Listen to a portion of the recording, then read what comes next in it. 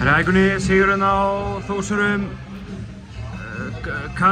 leikur tveggja hálfleika, má segja það? Já, má segja það. Fyrri hálfleikur mjög góður og seinni hálfleikur mjög slakur.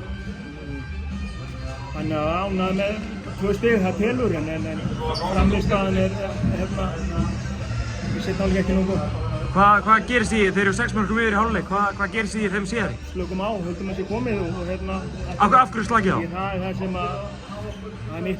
mitt að læra inn á strengina af hverju þetta gerist. Það er bara mitt að finna út úr því og komur óvart með hvernig tilfinninginni hafði í hálfleik og klefin og svona. Og bara héldum við kemum tilbúinir en þetta var bara mjög lélegt í setning.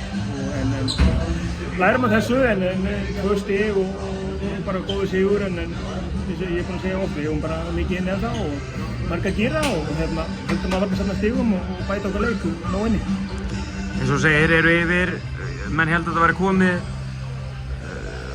hvernig fannst þér síðari hálfleikurinn? Komið Þórsarnir ykkur óvart eða? Nei, Þórsarnir bara allt erfið og það vissum við og nei, það er bara, við erum að reyna að nota breytina og ég vil gefa mönnum tækifæri og nota breytina en ég vil bara fá meira framlag frá allt og margir þarna sem bara, mætti ekki og það er svona eitt er að hafa breytt og nota hana og svo vil ég líka bara nýta þetta betur og það var bara vantað upp á framistuðu á morgum í sérstaklega setni.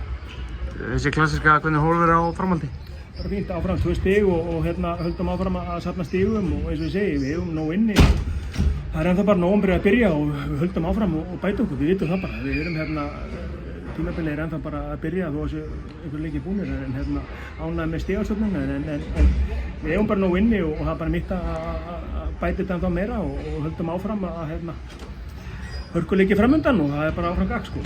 Markvarslan, ósáttur með hana þó að hann sé flottu kall og allt það, þetta ósáttur með hann í sérstaklega í síðari hálfleik? Já, bara léleg markvarsla í dag en samanskapi var varnarleikurinn fyrir utan kannski fyrstu 15-20 þá var varnarleikurinn bara ekki til staðar og ekkert auðvitað hlutverk að vera aftan en auðvitað Aron veit best sjálfur að hvað var meira í dag.